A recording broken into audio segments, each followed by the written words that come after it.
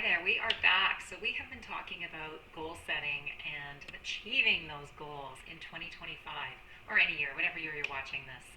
So, last week we talked about reviewing the past year and how important review is because that's kind of your start point, your launch pad, right? It helps you figure out, um, you know, what you like about what you've been doing and what you kind of want to let go, the habits that you want to keep, the habits you want to let go, that sort of thing. We're going to talk a little bit more about that again today. But today we're talking about previewing the year ahead.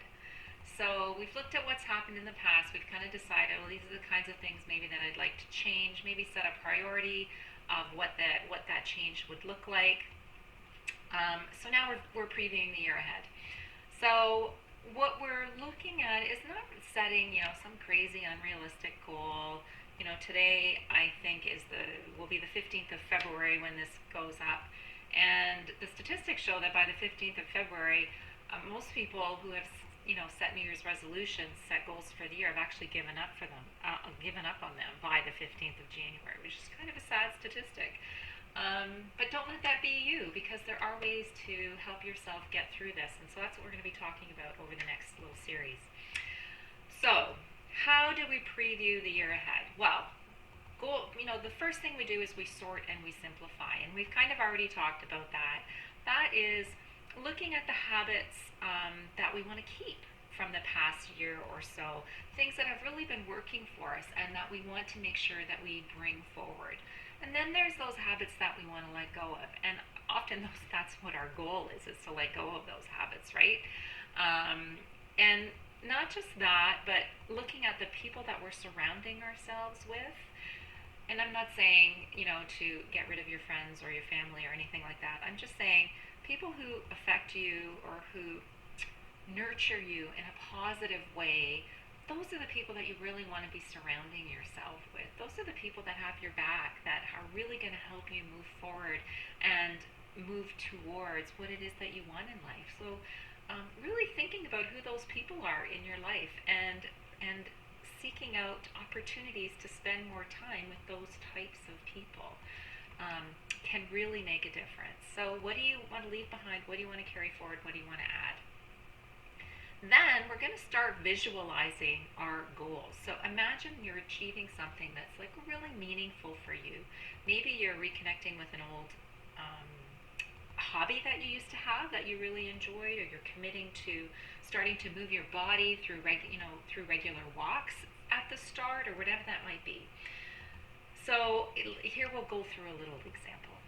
Say it's January, you have two goals. You want to save up money so that you can get a car, and you want to run a half marathon. Those are two pretty lofty goals. So really seeing yourself every day, doing the work, looking at your funds, saving that money every day, day in and out, day out. See yourself running, a mile, then 2 miles the next day or week, 3 miles, really following that schedule. The next thing you know, you're running 4 miles, you're running how much is a half marathon? 26. It's like 13 kilometers, right? So, whatever it is, just see yourself every day running more and more and more of those. Meanwhile, you're really adamant about saving your money. You're starting to build up a savings account, which is feeling really good. You feel like you're really on track for your goals. And it's a new experience, and actually what's interesting is as you're previewing this thing, have a little journal beside you, because all of these yeah buts are going to come up. Yeah, but I can't do that because this is going to happen. I can't do that because that's going to happen. Those are the things that are holding you back from even starting, even trying. So make sure you write those down as those crazy little thoughts come into your head. Those are the things that a coach can be really helpful, helping you work through those sticky points, right? Okay, fast forward to June. You have, and while you're doing all this visualizing as well, use all of your senses, right? So, maybe you've picked out the car that you want, really As you're visualizing, smell that new car smell, feel the interior, look at the color that you love so much. Um, you know, using all of your senses to really feel into that goal. And even with the marathon, feel how nice it's going to feel in your body as you put your clothes on and they fit really nicely. And how fit you are, and how you can run with the kids, or you can do your errands and feel energized while you're doing it because of this really healthy thing that you're doing for yourself. And see yourself crossing the finish line. See yourself on the day, the look on your face, whatever it is that you can visualize, or that you can see, hear, smell, taste, touch. Always add those into your visualization, and then see yourself. It's like June or July. Let's say June. July's too hot. It's June. You're running the half marathon. You've come across the finish line. Yeah. And then see yourself driving home in your new car, right?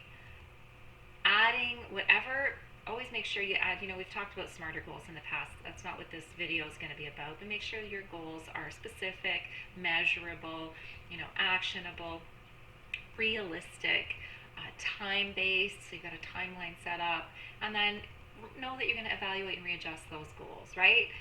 So adding as many tangible things to your goals as possible will really help you to follow through and get more specific.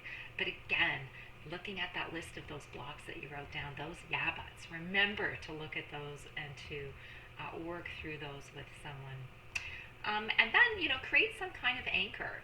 It could be a mental image, it could be a picture, it could be something, you've cut out of, I don't know, there aren't any magazines anymore, but something you've cut out of a magazine, or a photo that you've taken that you keep on your phone to really remind you of how important this is to you. I mean, maybe you're running the half marathon because it's a charity thing, and reminding yourself of the importance of the work that they're doing.